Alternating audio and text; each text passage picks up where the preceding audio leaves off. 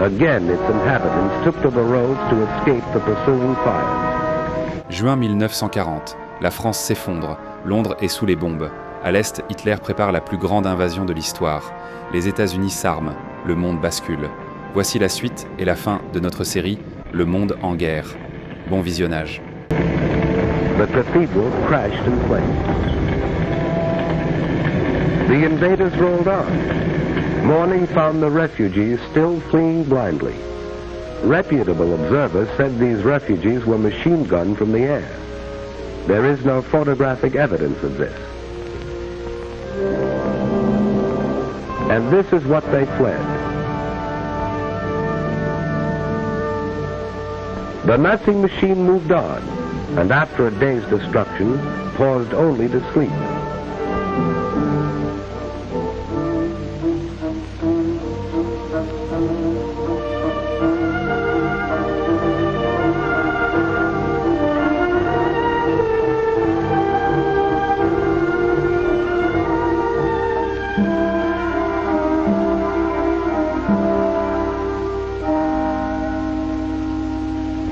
This was Antwerp, where the democracies had fired oil tanks as their armies retreated.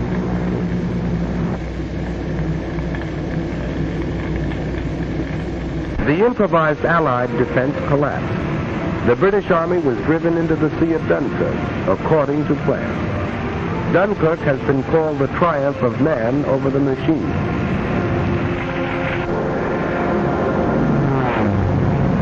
To challenge the Die Province, Spitfires rose from British bases and fought for the domination of the air over the desolate beach, while ground forces continued a stubborn rear guard action.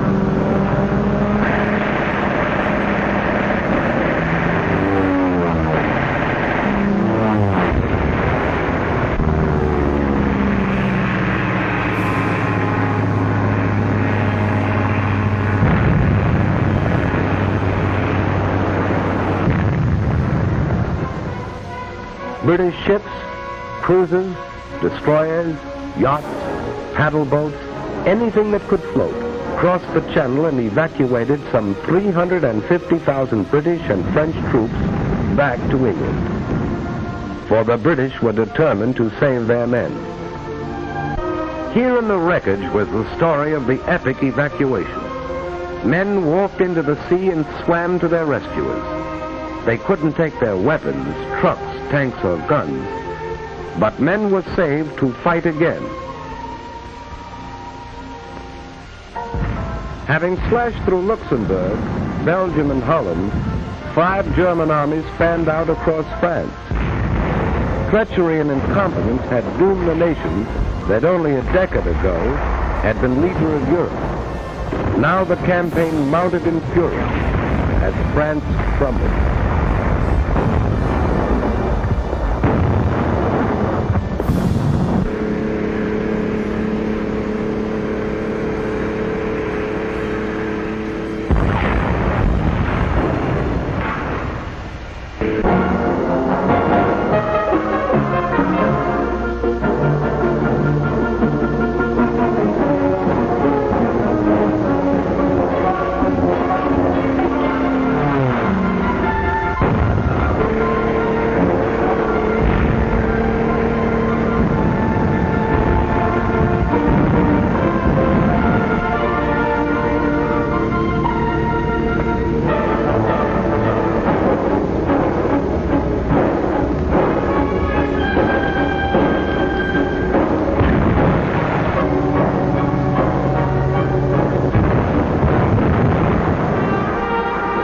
On June 10th, 4 days before France fell, Mussolini entered the war. He had waited until that moment to make his decision. And now the Nazis entered Paris. This had been the dream of the Kaiser in the last war. Hitler achieved it.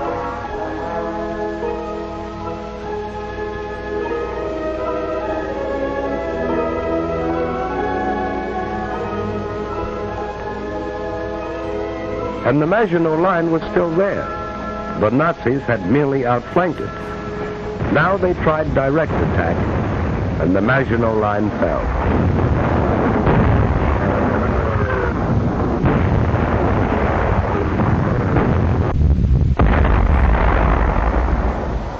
The First World War had ended officially in this railroad car, where Marshal Foch had received the delegates of the vanquished Germans.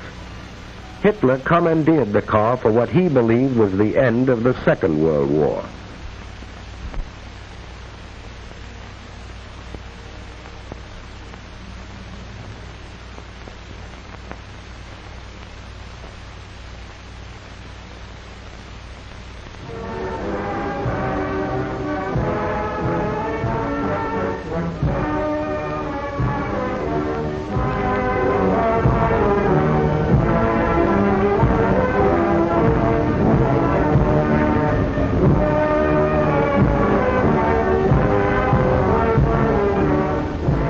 Here at Compiègne, Vichy was born. Hitler was happy.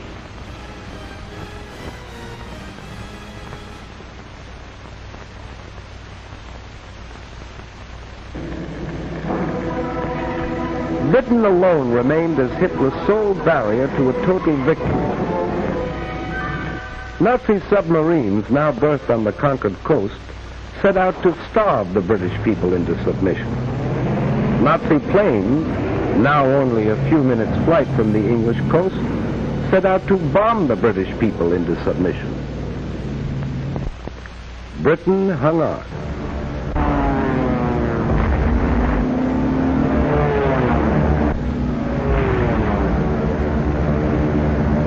They bombed railroads and factories to disrupt transportation and war production. They bombed by day, and when the Royal Air Force smashed more than 180 of the bombers out of the sky in one session, they bombed by night. The face of London changed. Historic landmarks disappeared. Night after night, London was left a sea of fire.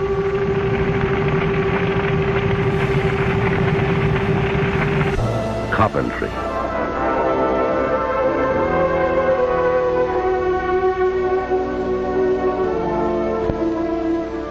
Air armadas appeared over these cities through the fall and winter of 1940 and well into the spring of 1941. Wreckage was cleared and production continued. A new army was created, equipped with new weapons.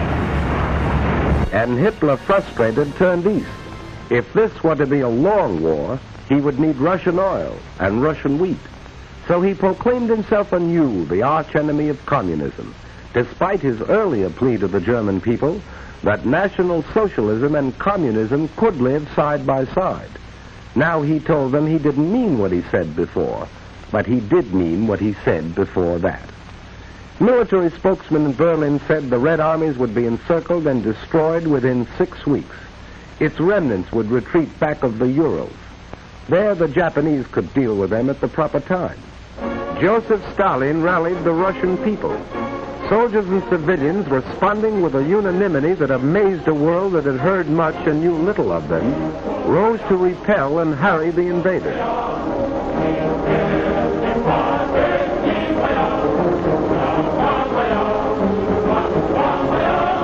Working with whatever tools they could seize, working against time, men and women, old and young, carved these huge tank traps.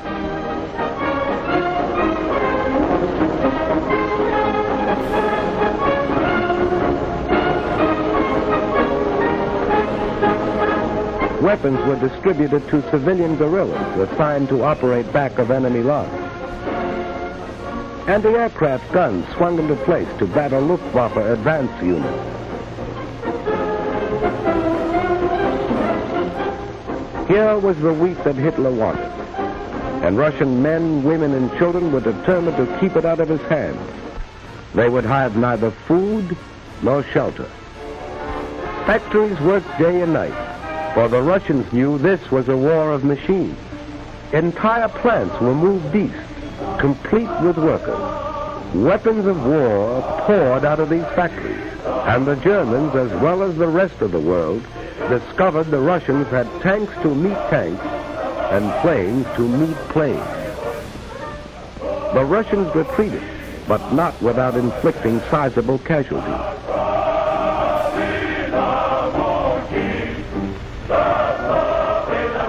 German prisoners captured seemed shocked at the ruthless opposition they encountered. It had been different in France.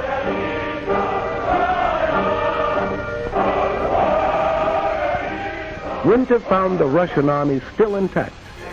German casualties mounted until they were counted in the millions. Hitler's armies were not smashed in the winter campaign, but the Russians gained the initiative and held it. As the snows melted, Hitler was to meet new Russian armies and new machines as summer came to the 2,000-mile front.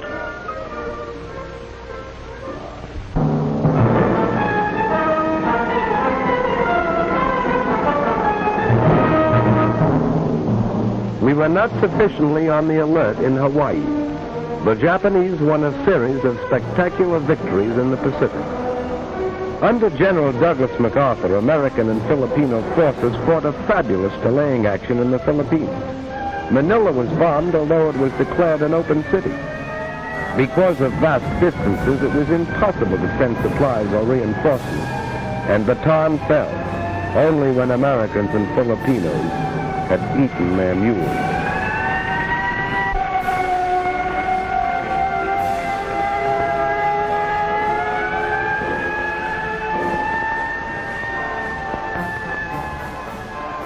General MacArthur established his headquarters in Australia, and as Commander-in-Chief of the United Nations forces in that area, prepared for the offensive that would develop inevitably.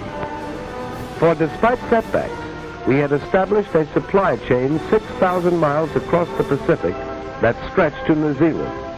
Like the other democracies, we were not prepared for total war. Fortunately, under the Lend-Lease Act of March 1941, we had set out to become the arsenal of the free and fighting nations.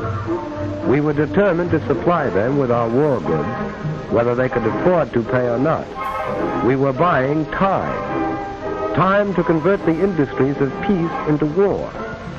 Time to make ships, merchant ships and warships. Time to make planes and more planes, bombers and fighters, faster, more powerful than any the world had ever seen. Time to make guns, and more guns, shells, and more shells, tanks, and more tanks. Time to gather the huge strength which was ours, to pour the great riches of American earth into the cauldron of war. Iron, steel, oil, coal. Time to build a navy called upon to fight in both oceans and upon all the seas, to convoy men and weapons to Australia, to Britain, to the Middle East, to Russia. A navy that had already undertaken daring raids upon the Gilbert and Marshall Islands and braved Japanese waters, and had taken a heavy toll of the invading forces in the Makassar Straits, and had won the first battle in the Coral Sea. Time to expand a miniature professional army into a modern war machine. Time to take civilians gathered in a peacetime conscription while we were still debating. To mold them into soldiers. Train them in the use of new weapons, new tactics. And we were buying time to weld the home front and the fighting front into one. For this was total war, and we realized victories were born in the production line. We needed more ships, more planes, more tanks, more guns, more shells. We were not fighting alone. 9 of the Pan-American neighbors severed diplomatic relations with the Axis. Colombia, Bolivia, Brazil, Ecuador, Mexico, Paraguay, Peru, Uruguay, and Venezuela. At this time, the issue is clearly drawn. There can be no peace until Hitlerism and its monstrous parasites are utterly obliterated, and until 9 of the Pan-American nations declared war upon the aggressors. Cuba, Costa Rica, the Dominican Republic, El Salvador, Guatemala, Haiti, Honduras, Nicaragua, and Panama. Mexico joined these nations in June 1942. We were not fighting alone. Even in the conquered countries, the will to fight survived. Dutch, Belgians, Yugoslavs, Greeks, Czechs, Filipinos, Poles, Norwegians, 3 Frenchmen, all fought with us on the far-flung battlefield. Australians, New Zealanders, South Africans, Canadians. We were not fighting alone. In this war of the people seeking a world without war for their children.